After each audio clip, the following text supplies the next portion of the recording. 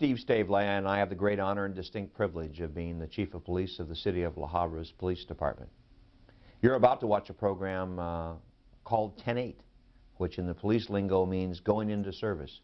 This program is bringing the service of police chaplaincy to you and to, I hope, all of those people who care about their communities. 10-8 will be a terrific program because it has a terrific message and it provides a terrific service. This is Sheriff Chaplain Roscoe Dabney III, reporting for duty. He is one of a small but growing number of chaplains whose motto is, serving those that serve. When the enemy comes in like a flood, the Spirit of God will raise a standard against him. The word standard is described in the dictionary as an emblem or flag of an army, raised on a pole to indicate a rallying point in battle. Tragedy strikes somewhere in the world every second of the day. Every second, 24 hours per day, someone is affected by personal tragedy, large or small. No one is immune. When the evil hand of Satan strikes, God responds with his awesome presence, with his army, both natural and supernatural. From Oklahoma City, to Kenya, to Columbine, to the death of a loved one, injury or illness, God raises a sign of his loving care and his tender mercies via the ministry of the chaplain. Pastors and police cars, God's present help in the time of trouble and need. The cross on the uniform of a chaplain at a crime scene, a car wreck, a crib death, and other disasters is a welcome sight to the victims and survivors at a time when nothing makes sense, when the pain is seemingly unbearable. Every day, thousands of victims and survivors are comforted during their time of need by a group of men and women throughout the world, mostly volunteers who carry the title of chaplain. What is a chaplain? What does a chaplain do? Due to a lack of media coverage, the public, including many born-again Christians, are unaware of chaplaincy services. More is known about police brutality than police spirituality. 10-8 will change that. 10-8, produced on location, behind the scenes, educates and informs the viewer, promoting healing and understanding between law enforcement officers and the citizens they serve. Police chaplains serve the public and law enforcement personnel. Bread. And when he had given thanks, he gave it to them, to the disciples, and he said, "Take, eat. This is my body, which I have given for you. In this do remembrance of me." Chaplaincy impact upon the community is exemplified by the testimony of ex-gang member Daniel Joyner. The thing that ever got me out of it was the Lord. And the only way that I found the Lord was through the chaplains program in La Habra PD with Dennis Coyle. I met Daniel about a year ago, and he was just getting out of jail at La Habra PD, and we just happened to be there at the exact same time, one of those divine appointments, and we got a chance to talk. And later on that night, Daniel called me, and I met with him, and Daniel gave his life to the Lord. Daniel's tried everything that he could, every humanly possible thing that he could do to get off of the drugs, to get out of the gangs. But the only thing that worked is when he gave his life to Jesus. And then Jesus came inside of him, and he changed him from the inside out. And now Daniel is a completely different person. He's no longer involved with gangs. He's no longer involved with drugs. He's been totally clean, and he's given his life to the Lord. And this is the new man that you meet here today, all because of somebody who stepped out in faith to get involved in the community. Deputy James Guarneri shares his appreciation of chaplaincy services. And one thing that I like about the program is being that I am a Christian, is that a lot of times with my schedule working shift work, I have a hard time getting into church, and I feel like with chaplains riding with me, I'm not missing out on that. Dick Timbo retired from the Orange County Sheriff Department in 1975. He currently serves that same department as a chaplain. He offers this description of chaplaincy. My function, I think, as a chaplain riding in this car is just to be here as a friend. They call it a ministry of presence. Just to be here with these guys and gals and ride along with them.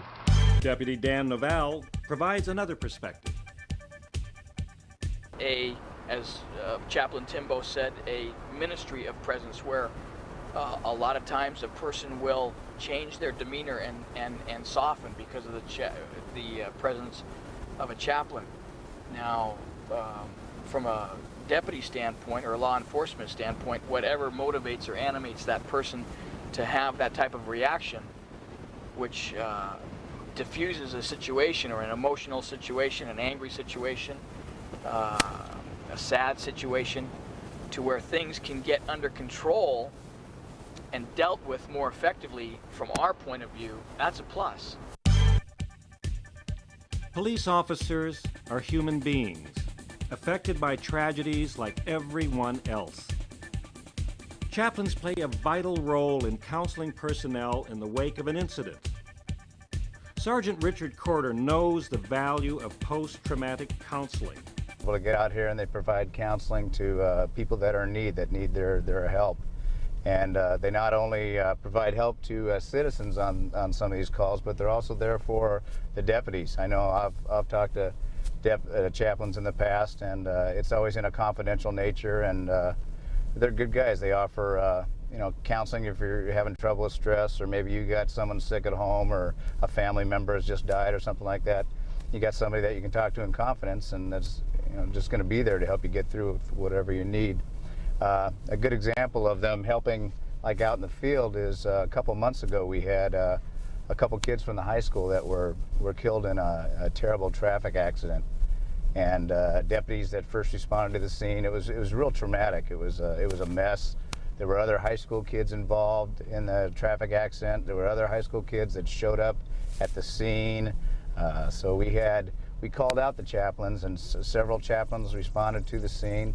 And other chaplains responded to the hospital to help with the families and people that had witnessed this traumatic incident. And it was just overall a real good thing that we had the chaplains were able to assist us.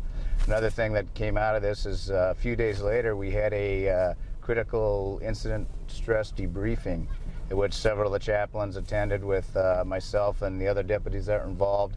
And we talked about what happened and feelings and what we saw and everything. And every deputy that was in that debriefing came away with a real good positive input. They said that they totally appreciated the way it went down and being there and being able to talk about what they had seen.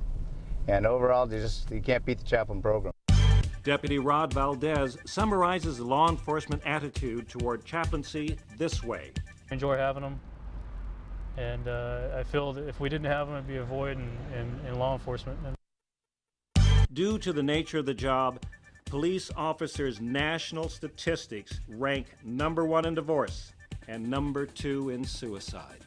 To combat the high mortality rate amongst law enforcement officers, 10-8 will feature a special ministry crusade for law enforcement personnel and their families, led by the powerful Anointed Word and Music Ministry of Sergeant Willie Lewis. This crusade is designed to take Jesus to the officers and inspire other ministries to reach out to the brave protectors of our society. In addition to his duties with the Tulsa County Sheriff Department, Sergeant Lewis, a former vocalist with the world-famous vocal group The Platters, travels coast to coast, ministering to officers, civilians, and many times to prisoners that he arrested. Sergeant Lewis' law enforcement career began as a volunteer chaplain, and he still functions as a chaplain, making death notifications, conducting funeral services, weddings, and other chaplaincy-related duties. Why would a minister want to risk his or her life to serve mankind? Chaplain Coyle offers this explanation. We just got done with a call. It was a 415 family, which is a family disturbance. This was a mother with a 14-year-old son.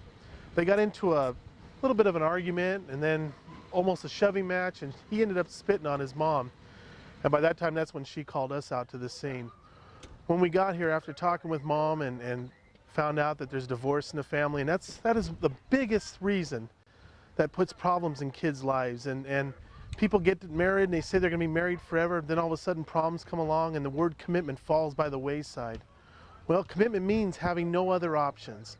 And the life we live is not our own, and we just got to tough it out and live for our family and live for our kids. Well, that's one of these situations.